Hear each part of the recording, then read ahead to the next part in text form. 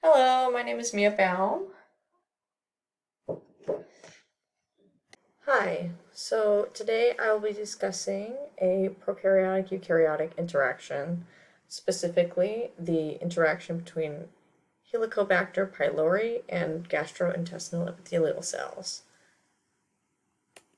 So, going into basic structure of Helicobacter pylori, these are gram-negative bacteria which have a spiral shape. This spiral shape makes penetration of the mucosal layer in the stomach possible. This specific bacteria is associated with instances of gastritis, peptic ulcers, and an increased risk of gastric cancer. An additional characteristic of this bacteria is its use of urease.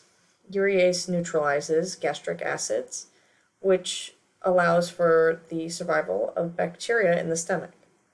Urease also provides the bacteria with the ammonia needed for protein synthesis. Overall, it allows for the bacteria to avoid its host defense systems. An interesting fact about Helicobacter pylori is that over 50% of people are infected with this bacteria. In terms of organelles, the bacteria has a cell wall, a capsule, cytoplasm, ribosomes, urease, a bacterial chromosome, flagella to aid in movement, and adhesions to aid in the attachment to host cells. This bacteria ranges from 2 to 4 micrometers in size. The basic structure of gastrointestinal epithelial cells is next. These are the cells which line the digestive tract and play a critical role in nutrient absorption. They're polarized cells and can help facilitate nutrient absorption as well as secretion of digestive enzymes and mucus. The epithelial barrier is maintained by tight junctions, desmosomes, and gap junctions, which regulate what comes in and out of the cell. A unique feature of these cells is they have microvilli. These are there to increase the surface area of the cell and thus nutrient uptake of the cell. These cells are additionally involved in the immune response. They are able to secrete antimicrobial peptides and cytokines. In terms of organelles, GI epithelial cells include a plasma membrane, cytoplasm, a nucleus, a nucleolus, both rough and smooth endoplasmic reticulums, ribosomes, mitochondria, lysosomes, and a Golgi apparatus. These cells range from 8 to 21 micrometers in size. The summarization of this interaction is as follows. Step 1, adhesion. Step 2, injection of CAGA. Step 3, manipulation of host cell signaling. Step 4, secretion of virulence factors. And step 5, the host immune response. The cells have been simplified in the following diagrams, and we'll be going into more detail in the following slides. Step 1 is adhesion.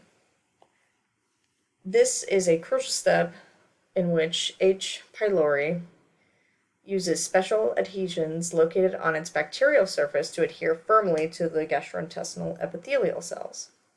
These adhesions serve as molecular bridges, facilitating the binding process by specifically recognizing and attaching two distinctive receptors present on the surface area of the host cell. Through this precise molecular interaction, an attachment is established between the bacteria and the epithelial cells, which lays the groundwork for the following stages. Step 2 is the injection of CAGA. CAGA is an abbreviation for cytotoxin-associated gene A. It is injected into the host cell to disrupt cellular signaling pathways within the cell. This creates an environment favorable for the bacterial colonization.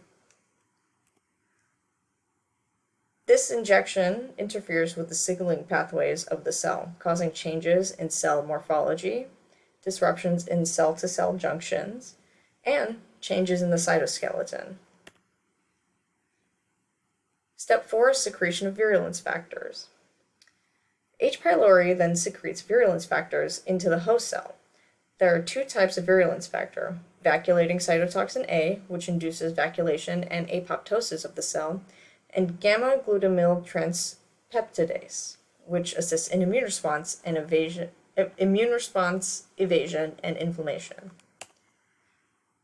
The combined effects of the previous 4 steps disrupt the integrity of the cell barrier, thus compromising it and leading to further cell damage and inflammation. In response to the invasion of the cell, the host immune system secretes cytokines and chemokines, which recruit immune cells to defend the cell. However, H. pylori manipulates the immune response. In a normal healthy cell, pro-inflammatory cytokines are expressed, recruiting immune cells to fight the invasion or infection. These are called interleukin-8. Instead, H. pylori induces the production of anti-inflammatory cytokines like interleukin-10 and inhibits the production of pro-inflammatory cytokines.